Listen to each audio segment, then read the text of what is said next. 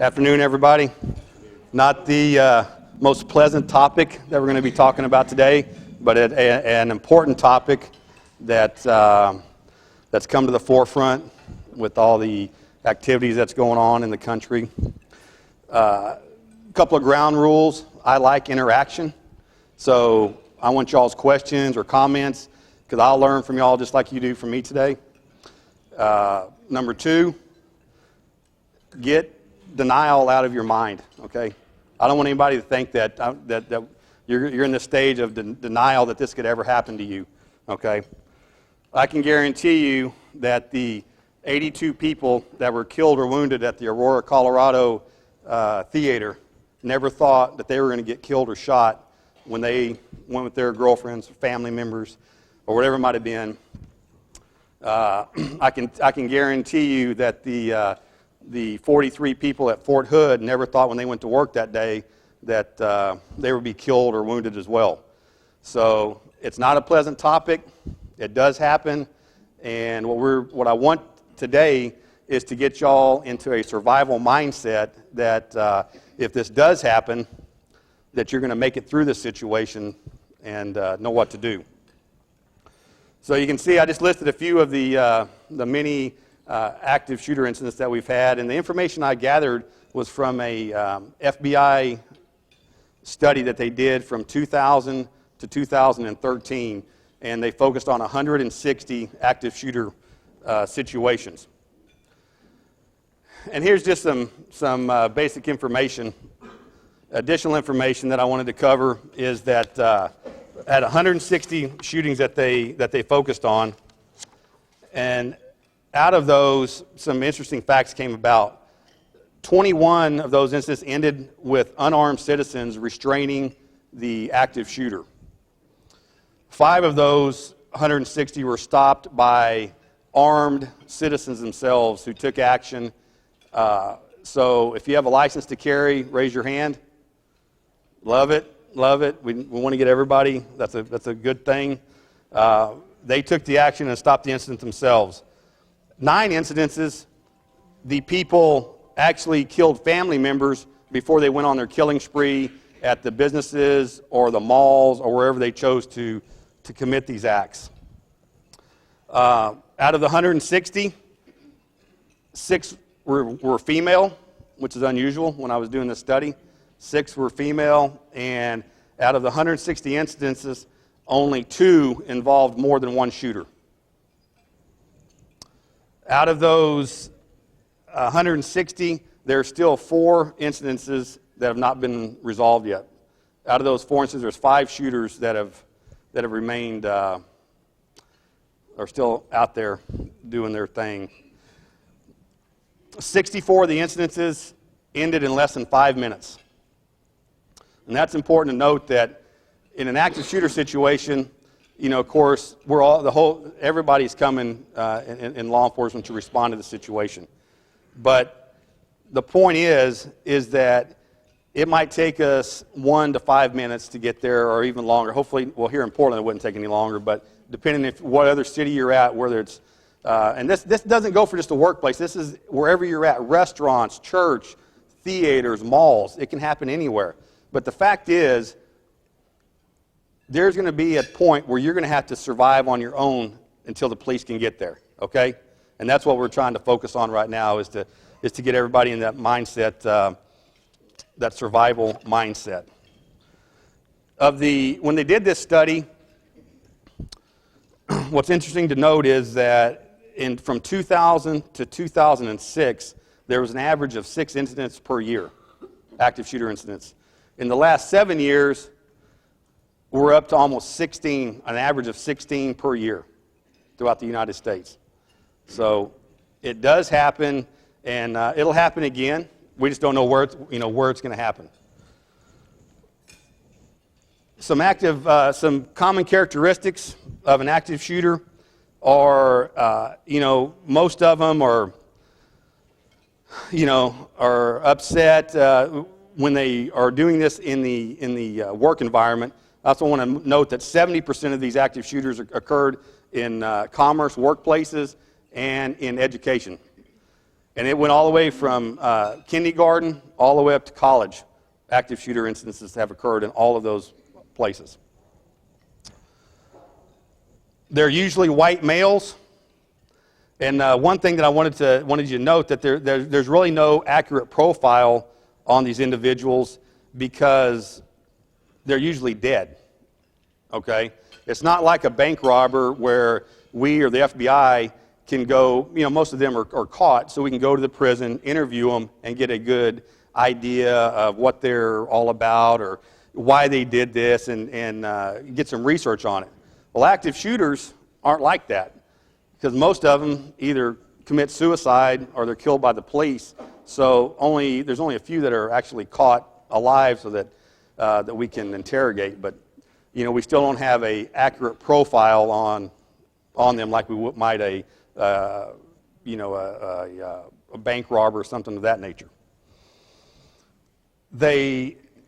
Another stat is that these individuals usually always go into in-depth planning before they carry out their attack, which was very evident in the Columbine shooting, the extent that those two individuals carried out their plans, and also in the San Bernardino attack. The Aurora, Colorado, that individual went to the extent of not only planning his attack, but also booby-trapped his house so that knowing that the police would serve a search warrant there to get more information. So a lot of these individuals go to in-depth, are very in-depth on their planning and their tactics that they use. There's not many that just spur of the moment are going on a killing spree, an active shooter spree like what we're talking about. So you got three options in an active shooter situation, and you only have three. There's only three things you can do. You can run, you can hide, or you can fight for your life, okay? So get that in your head that you have got to be in a survival mode and quit denying that this could happen to you, okay? That's not true. So obviously the first thing you want to do in an active shooter situation is to evacuate the area. If you can evacuate with your work personnel, other people that are obviously you're not going to leave your family, but if you're in a work environment, you want to take other people with you. Even if those individuals are frozen by fear, okay? Slap them in the face, do whatever you got to do to get them back in the reality that you're in a life or death situation and you've got to take action, okay? Leave your belongings behind. There's no purse, there's no cell phone, there's no briefcase or anything that is as important as your life. So get out of the situation.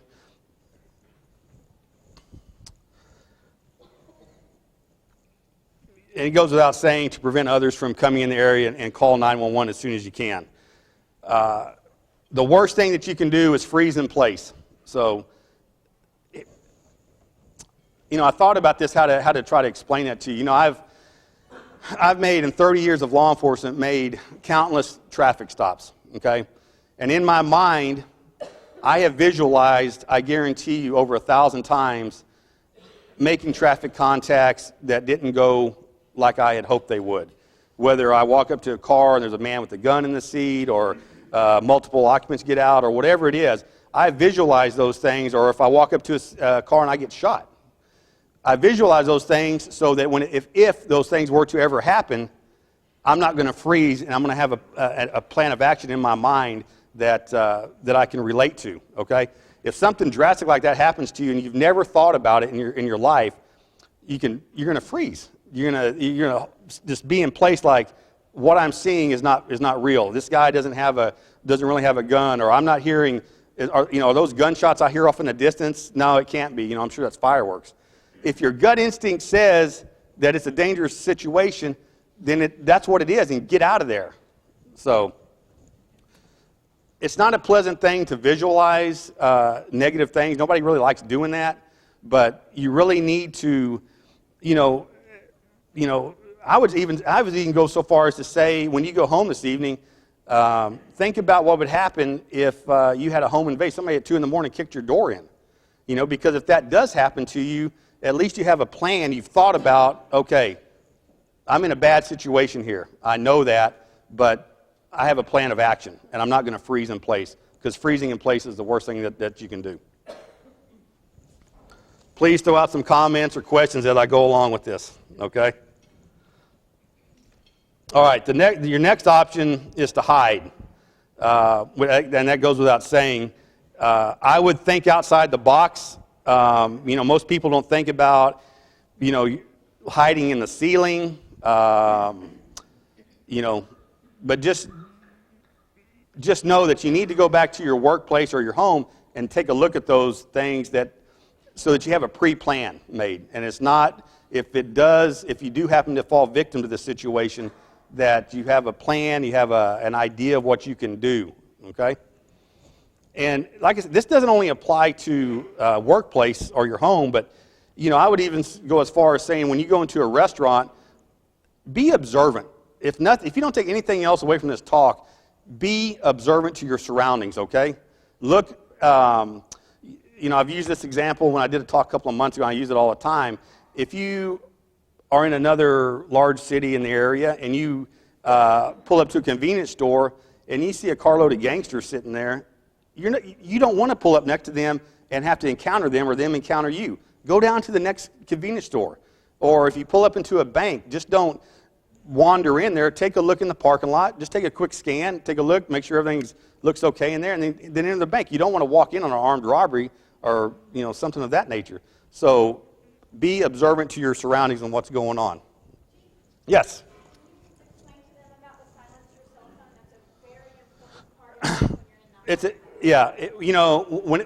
When it's hit the fan, okay, and you are scared, you got to think quickly. Silencing your cell phone is a huge thing.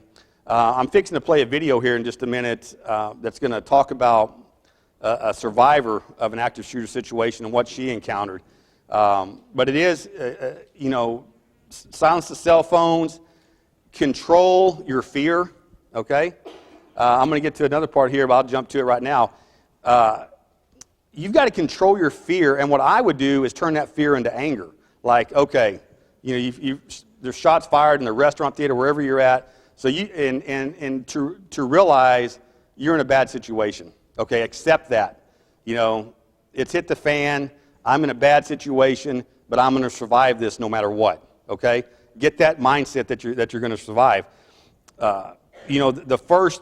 The first part of really surviving that situation is accepting that you're in that situation, and that bad things are going to happen, or bad things could happen, and you've got to get in your mind that you're going to survive these things.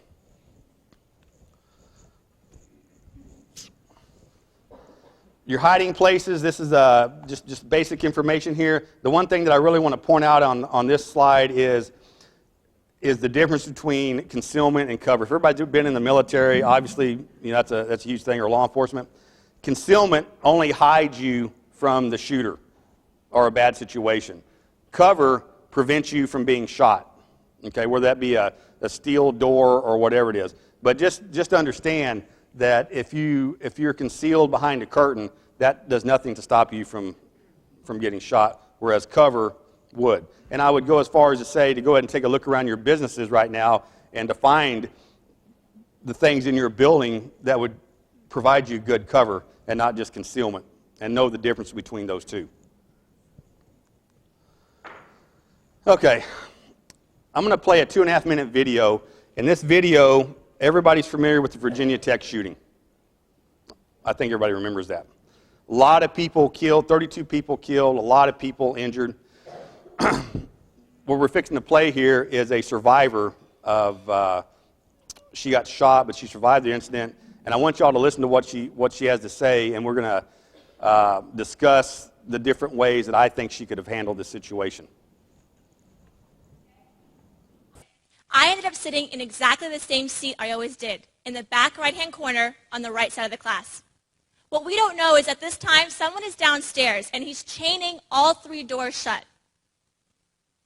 There's supposed to be desks there. Oh, you guys can see. We heard the first gunshots outside in the hallway, and my teacher, she opened the door. She immediately slammed it, and she said, "Call 911." And the second that door closed, he walks in. He walks in shooting. There's absolutely no time. He goes to the other side of the classroom by the windows. He's holding 2 guns. He doesn't say anything. He just starts going down the rows of people. It's very quick. It's very loud. It's very scary.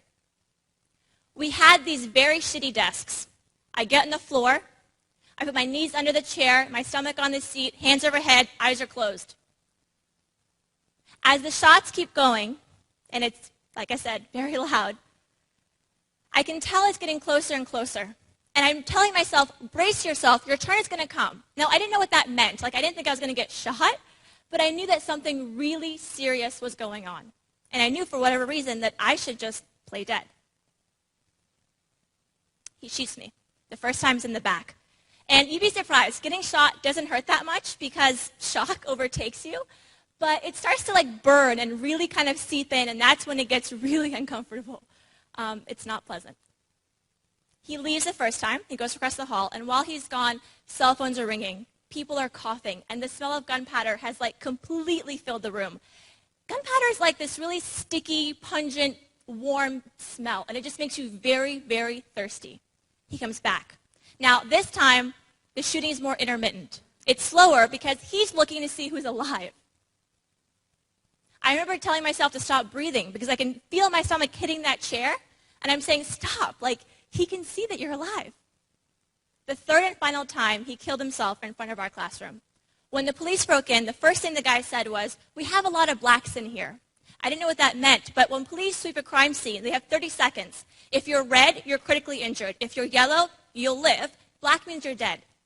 In 9 minutes, he killed 11 of my classmates and my teacher. 32 people lost their lives that day. Pretty dramatic. So now we're to the stage of you couldn't run, you couldn't hide, or you did hide and the shooters found you. So now it's time to fight. You're fighting for your life. So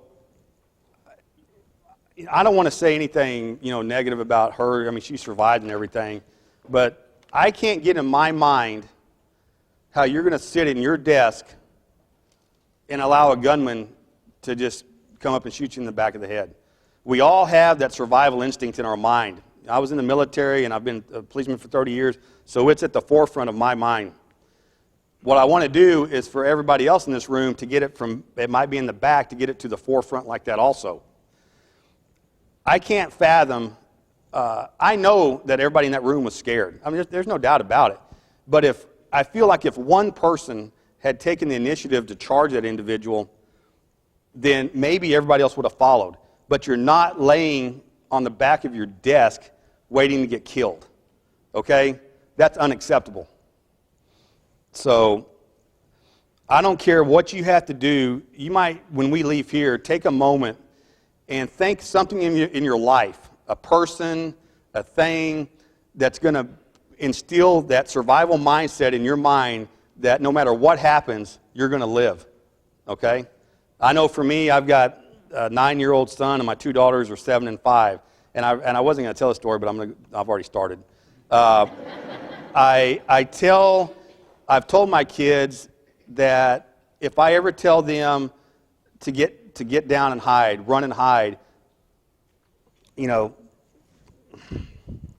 little emotional, to do that without question, okay? Don't question me because that means I've seen something that's, an armed robber, an active shooter, and I don't want them to get hurt.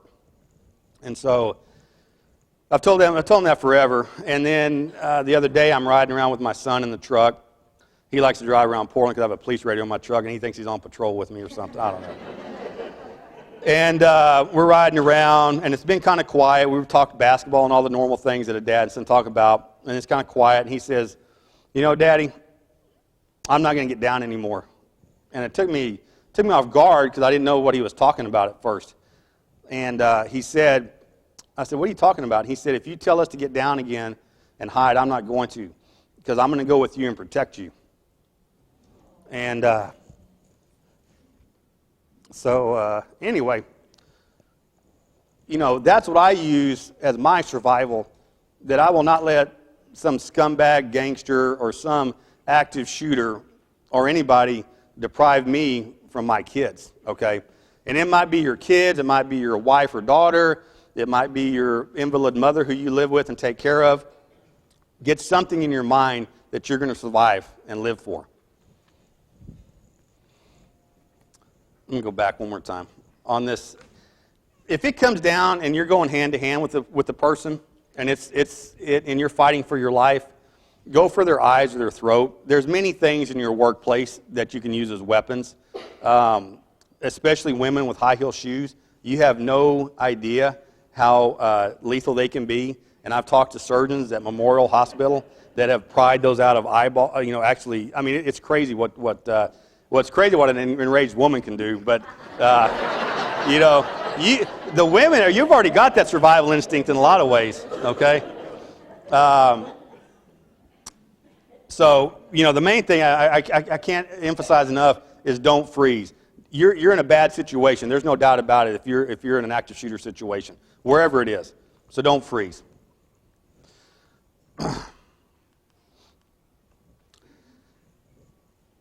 And remember this, this is not in the movies, okay, where Rambo shoots somebody one time and they fall down. That is not real life, okay? If you're shot, that doesn't mean you're going to die, especially by a handgun. Unless you're hit like directly in the heart or the head, you have a very good survival chance. As a matter of fact, it's about 80%, okay? So just because you get shot, you don't give up the fight, okay? You continue fighting. You continue fighting until your last breath, okay? Get that in your head. Just because you're shot, stabbed,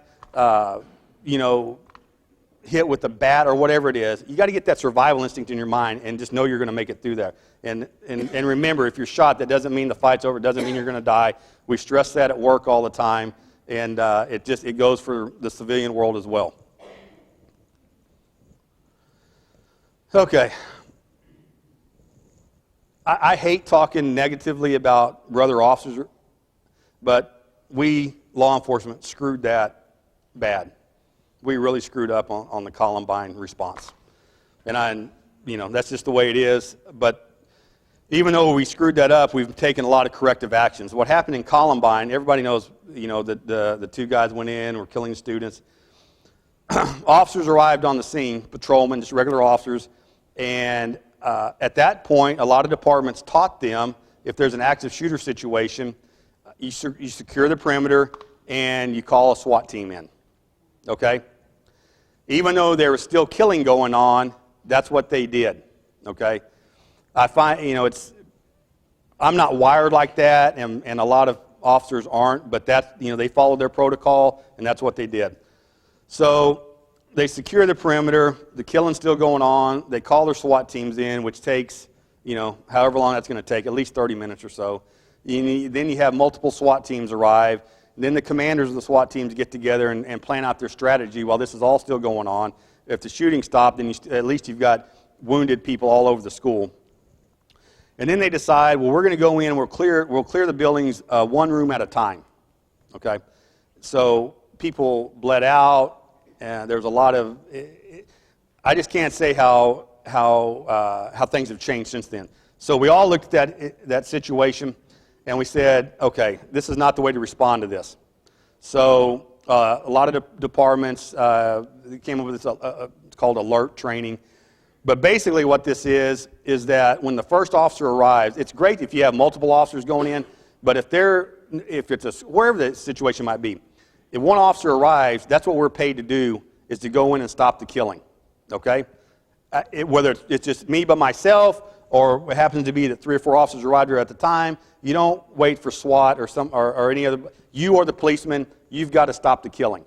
So just know that if you're laying there wounded and bleeding, you're screaming or whatever, and the shooting's still going on, we're going to run right past you. We're not stopping for anything until we get the shooting stopped. The killing's got to stop before we can bring aid to anybody. So even though that was a very bad situation, they responded like they were trained to, but we've learned great lessons from that point, and this is how we handle it now. Yes? All your officers are trained. I mean, there's not like a special task They're going in. That's what we're paid to do. If you don't like it, then go get a job, doing something else. That's what we're paid to do, is to stop the killing, and that's what we have to do. And like I said, in alert training, they teach you to go in like in a four-man diamond formation, and it's all cool and everything. That's all great. And if you have that as you arrive, that's some excellent tool to use. But you might not have that. And if you're the first officer on the scene, you still hear shots being fired, you go in there, you man up, and you stop the killing. Okay? And if that person happens to go down, then the next man up. You got to stop the killing. That's priority number one.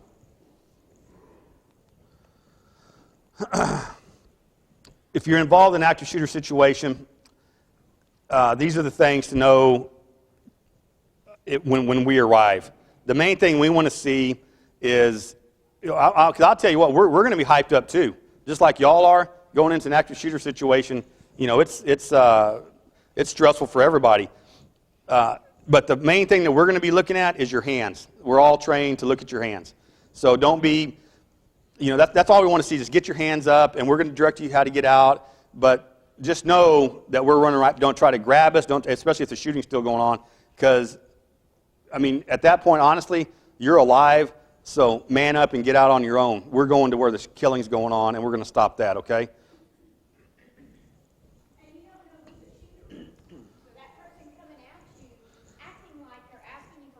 Exactly, and that's why just get your hands up, and exactly, get your hands up, and if you happen to be fortunate enough or unfortunate enough to get stopped by the police on traffic, do me a favor. All we want to do is see your hands. Don't be reaching for your license and your insurance and everything like that until we get up there. Just get your hands up on the steering wheel. That's all we want to see. And once we see your hands, then we're going to be not on edge, or we'll be a lot calmer interacting with you. But if we can't see your hands, the first thing we're doing is looking in the mirror to see the reflection, to see what we can see what you're doing. But if it's at nighttime, turn your dome light on, get your hands up so we can see. Very simple. Yes, sir. That's a good question, and I am all for license to carry. I love that. I want everybody that can to get a license to carry to protect themselves.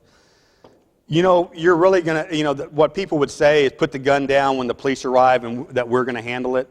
And that's probably the best thing, because anybody that we see with a firearm is a adversary to us. And I know you're trying to, just know when we get there, put it down so that we don't engage you in a negative way.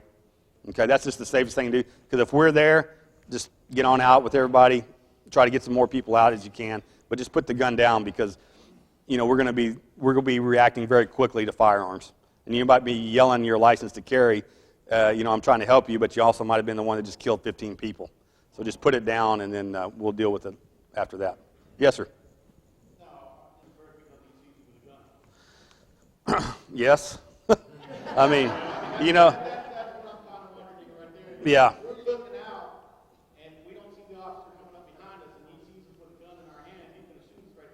That could happen. That could. But I think that hopefully you would know that the police are getting there. You'll hear sirens and hear us coming. But that is definitely an issue that could arise, because we have 900,000 people licensed to carry, and you just got to be cautious. Is all I can tell you. There is no right answer for that, man. To be honest with you.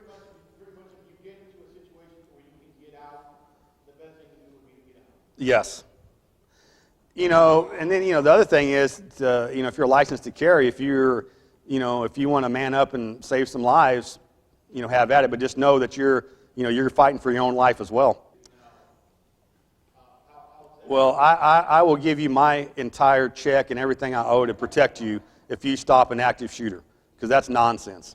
You're doing what you can. You're brave enough to handle that, and you've manned up to stop that situation. That's ridiculous to think that's going to happen. Because I guarantee you, every policeman in this country would donate money to your defense. And I would find it difficult. I'm not wired like everybody, but I would find it difficult if I had the ability to stop an active shooter. If I had a firearm and there was killing going on, it would be difficult for me to run out and try to sleep that night. And I know that people died because I didn't take action when I could have. So, you know, I know what you're taught in the license. Exactly.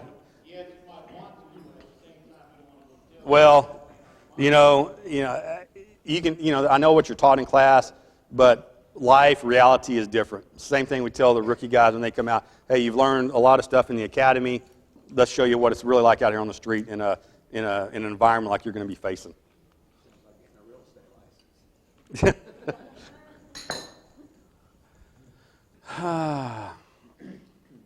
Everybody wants to go home alive. That's the main thing, especially the guys that with license to carry. That would be, it would be horrendous for us to have shot somebody that's in there actually trying to help. But all I can tell you is I think the best thing to do is put your weapon down at that point when we're there and to evacuate. Okay? Mother of a Sandy Hook victim said this: "We can't control the situations which come to us in life. We can only choose how to respond to them." And what my point is, I want everybody to respond in a survival mindset and know that it's reality that this could happen. Okay? Get out of this thing that I'm going to tell you another little deal. When I was prepping for this, I was actually practicing this talk with a couple of people. And there was an incident in 2012 in a college in Oakland, California. Real brief story. Guy walks in. He's been kicked out of school about 3 months earlier. He's coming back for redemption. He wants to kill the administrator who kicked him out of the college. He walks into a classroom. He can't find her, so he took another girl hostage. Has her by the head. Walks into a classroom. He walks in there. He has his gun, and he tells 7 people, the 7 students in there, line up on the wall. He's got a gun. And when I was going through this, I said, why the heck aren't these people jumping on this individual? 7-on-1 is a good chance. And people I was speaking with, they said, well, how do you know what he's going to do? Okay? Okay. The guy's got a gun, has a girl around the head, and he's telling you to get against the wall. I don't know about you all. I know what's coming. Okay? And I'm not going to lay down and put my head on the desk or whatever the situation might be and wait to get killed. Okay? That's not happening. So he shoots the first girl right in the head. Okay? So now you got 6 left. Why? You know what he's doing at this point. There's no doubt in your mind. So why don't the other 6 try to attack this guy? But they don't. They just stay lined up there and take their turn getting shot. Why? I don't understand. I can't fathom that mindset. I just don't get that. The fact of the matter is, if you had 15 or 20 kids in the classroom and they all attack the individual, there might be a few of y'all of the students get shot. That's a given. And there might be 1 or 2 die. Okay? But you're not going to lay your head on the desk and get killed by this guy and give up. Okay? Get that out of your mind, the give up mind. You're never going to give up. No matter if you're shot, no matter what the situation is, you just got to get that. I'm telling you right now, you got to go think and get that in your mind, whatever it is. To me, it's my kids. To whatever it is in your mind that's going to get you to survive and fight and never stop fighting until you're dead. Okay? You don't give up. Ever. You don't just let somebody come up there and bully you, and if they've got a gun, so be it. If you got nothing else, run. If those individuals run, it's hard to shoot a running target. Trust me. So if nothing, but why you just stay up there on the wall after you've seen the first one get shot, and you don't do anything? You're just frozen in fear. Turn that fear into anger and either attack the guy or take off running. At least you got a chance of saving your life. Okay? Always, my last slide is always the same thing. Be observant and diligent in your surroundings, okay? There was a new term that I tried to explain this by using the red light, green light deal, and that's not a good. So I came up with another term that I felt was going to be relaxed awareness, okay? Like I told you before, you can't go around in life with your head in the sand thinking that nothing's ever going to happen to you, because that's not realistic. You know, it wasn't realistic to the 80 people who got shot and killed in the Aurora, Colorado. They never thought that was going to happen to them. It does happen to them. There's 16 of these every year. It's going to happen again. Hopefully none of us are involved, but there's always a chance that it could be. You could be at the mall with your family, and the active shooter starts there. So be observant of your surroundings at all times, and just know that there's evil in this world, bad things can happen, and be prepared to react, and don't freeze if it does. That's exactly right. And you brought up exactly my friend who I was talking to that says, well, they lined up on the wall, but you don't know what they were going to do. And I said, why would you think that? And she said, because that's what we've been trained to think, to be respectful of everybody and not and just lay down. Comply, exactly. And get out of that mindset. That's that same person told me a story that said that she was getting on an elevator and saw there was an individual there. Doesn't matter, black, white, purple, whatever he was, but she did not feel comfortable getting in that elevator. But she went ahead and got on the elevator because she wanted to be politically correct and step on the elevator and said, no, go ahead and take that elevator. If your gut instinct tells you to get off the elevator, then get off the elevator, okay? I'm going to tell you this one other story, and I hesitated to say it, but I'm going to tell you anyway, because it's only in 30 years of law enforcement that I've ever heard this happen. A friend of mine works in another state agency, and he's out there working traffic on Interstate 37 several years ago. 25, 30-year veteran. He's made, that's what he's done for a living, is make traffic stops. Makes a stop out there at 2 o'clock in the morning. Turn the overheads on, car pulls over, out there in the middle of nowhere on the interstate, puts a spotlight on. It's what we do so we can see, looking for the hands, looking to see who's in the vehicle. 4 males in the vehicle. He steps out. As he makes 2 steps up, his gut conscience, his guardian angel, whatever you want to call it, told him, if you step up and walk up that car, you're going to die on this road tonight. He froze for a second, turned around, got back in his car, turned his overhead lights off, turned the spotlight off, and went the other direction. Okay, that's the only time I've ever heard of an officer doing that, but he told me that it was so strong that he knew, there was no doubt, if he walked up on that car, he was going to die for whatever reason. And he said, I wasn't going to die for a speeding violation. So listen to your gut instinct. It will not do you wrong.